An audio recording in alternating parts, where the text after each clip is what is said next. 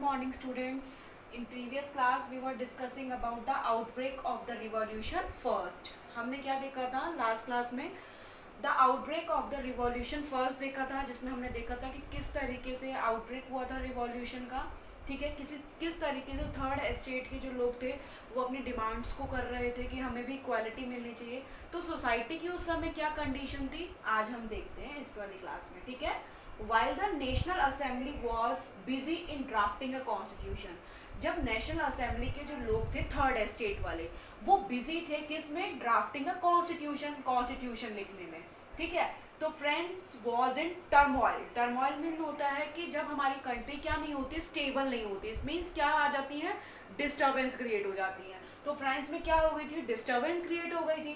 ठीक है, अब क्या क्या डिस्टर्बेंस क्रिएट हो गई थी भाई, हार्श विंटर हो गया था. मीन्स विंटर भी कैसी हो गई थी, हार्श हो गई थी. ठीक है, पुअर हार्वेस्ट हो गई थी, हार्वेस्टिंग भी नहीं हो पा रही थी. ठीक है, crisis in economy means subsistence crisis आ गए थे. सब्सिस्टेंस क्राइसिस मीन्स जो हमारी बेसिक्स नीड्स हैं उनके प्राइजेस भी इतने हाई हो गए थे कि नॉर्मल पीपल उसको परचेज ही नहीं कर पा रहे थे.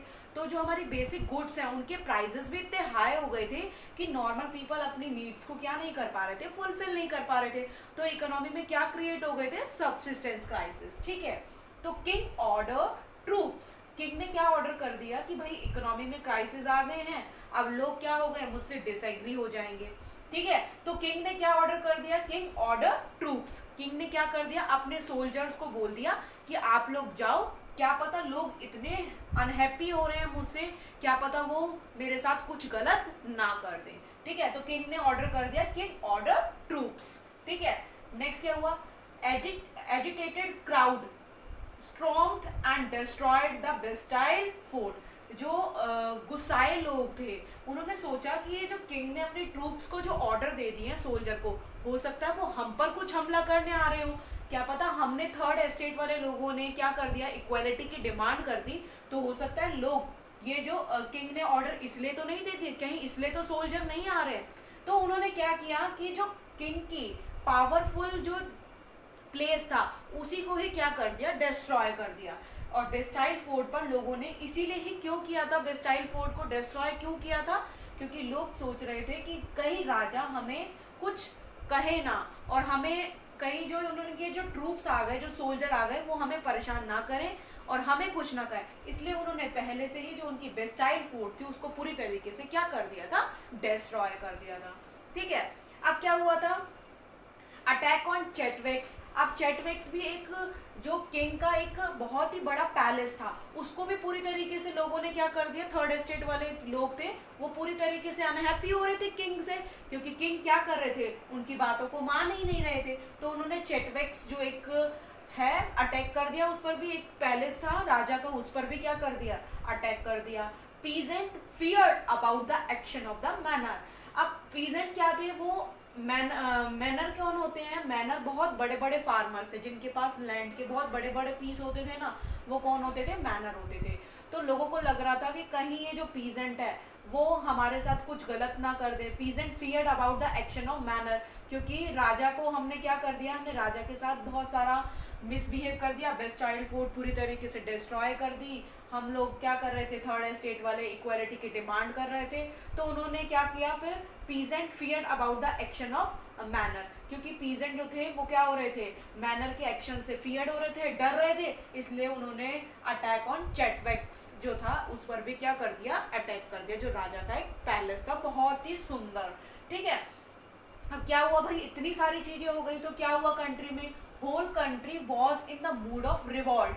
अब सारी कंट्री किसके मूड में आ गई, रिवॉल्ट के मूड में आ गई कि अब तो क्या होगा, जो फ्रेंच रिवॉल्यूशन है, जो रिवॉल्ट है वो होकर ही रहेगा.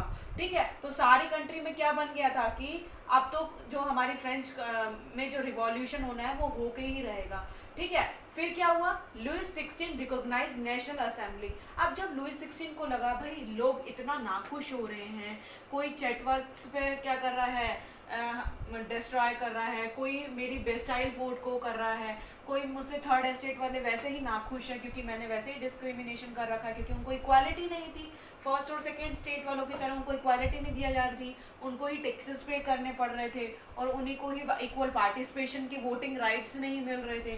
ठीक है, अब उसने सोचा कि मेरे से लोग इतना नाखुश हो गए हैं, तो राजा जो लुइस 16 थे उनको ना चाहते हुए भी जो नेशनल असेंबली कॉन्स्टिट्यूशन था उसको क्या करना पड़ा, एक्सेप्ट करना पड़ा। तो लुइस 16 ने क्या किया, ना चाहते हुए भी उसको जो असेंबली, नेशनल असेंबली जो ड्राफ्ट कॉन्स्टिट्यूशन था जो थर्ड एस्टेट वाले डिमांड कर रहे थे, तो उसने ना चाहते हुए भी लुइस 16 ने उसको क्या कर लिया, एक्सेप्ट कर लिया कि मैं क्या कर लेता हूँ, जो आपका नेशनल असेंबली जो कॉन्स्टिट्यूशन है उसकी डिमांड को मैं एक्सेप्ट कर लेता हूँ। ठीक है, फिर क्या हुआ, पावर टेकन फ्रॉम क्लर्जी। जब ये सारी चीजें हो गई, नेशनल असेंबली कॉन्स्टिट्यूशन जब एक्सेप्ट कर लिया किसने, लुइस 16 ने, तो पावर टेकन फ्रॉम क्लर्जी। अब क्लर्जी कौन थे, सेकेंड एस्टेट वाले लोग थे ना, पावरफुल थे।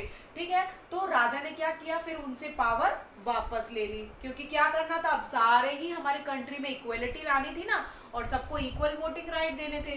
तो राजा ने क्या किया, पावर टेकन फ्रॉम क्लर्जी। ठीक है, क्लर्जी से क्या कर ली, पावर वापस ले ली। ठीक है, टिथ वॉज एबॉलिश्ड, और जो टिथ, जो टैक्सेस लगाए जाते थे सिर्फ थर्ड एस्टेट वालों को के ऊपर, वो भी पूरी तरीके से क्या कर दिया गया, उनको अबॉलिश्ड कर दिया गया। और ये जो डिक्री पास की थी, डिक्री मीन्स क्या होता है, ऑर्डर पास करना।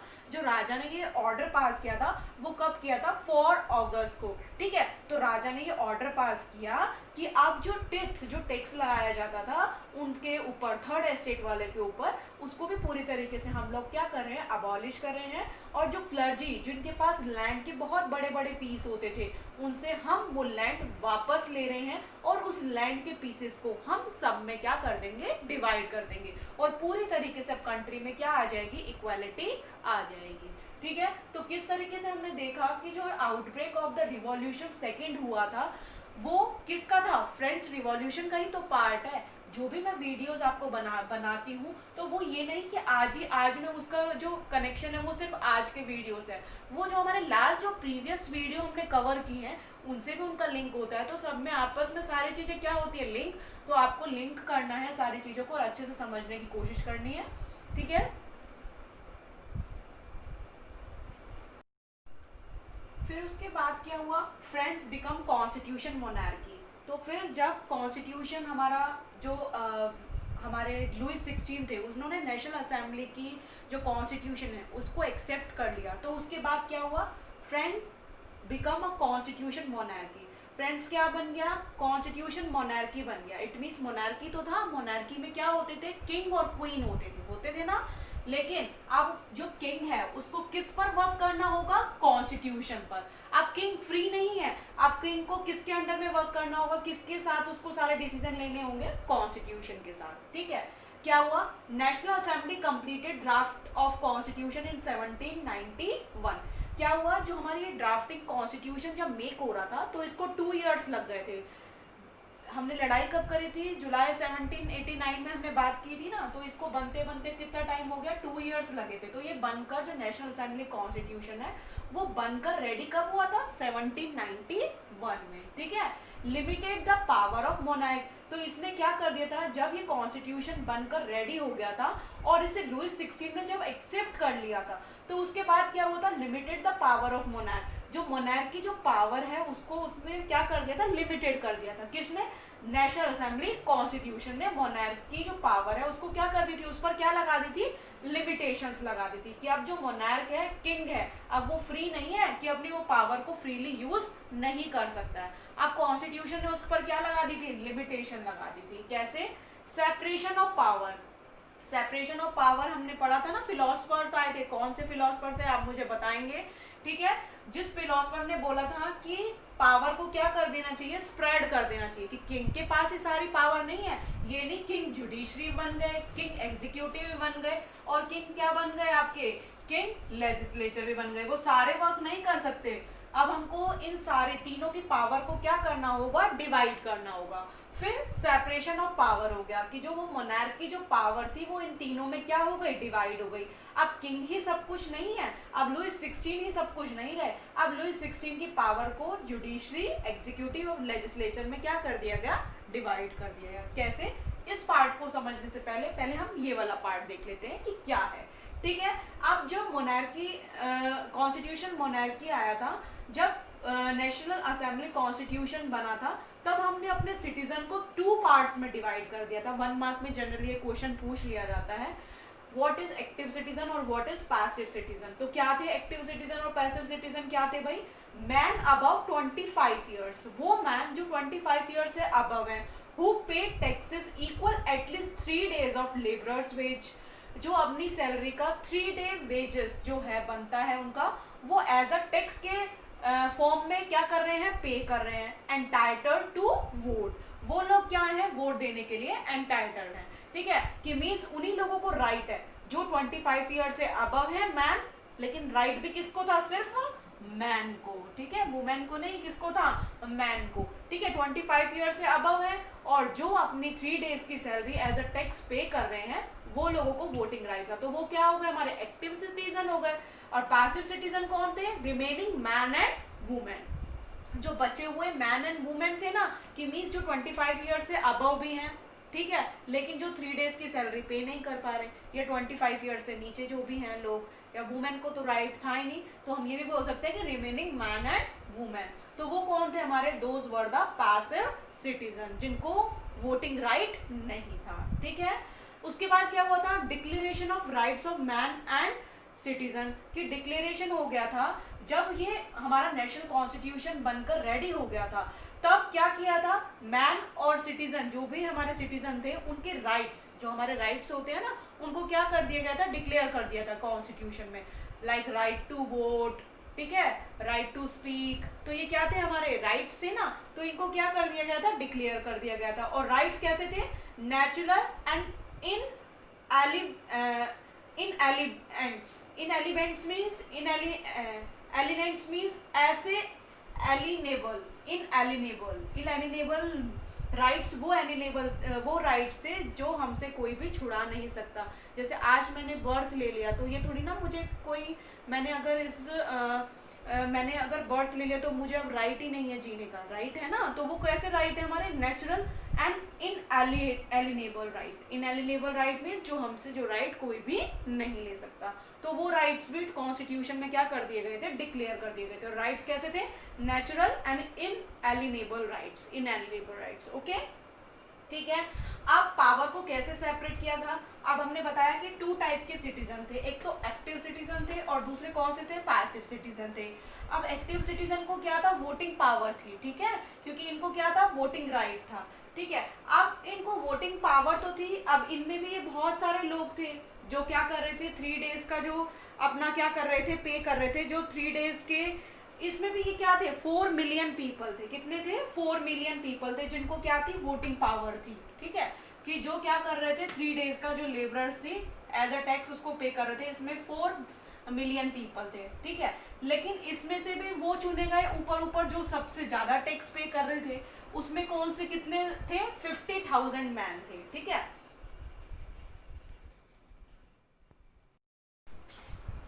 सो स्टूडेंट्स, सेपरेशन हो गया था पावर का, किस तरीके से, जुडिशरी, एग्जीक्यूटिव एंड लेजिस्लेचर में, ठीक है।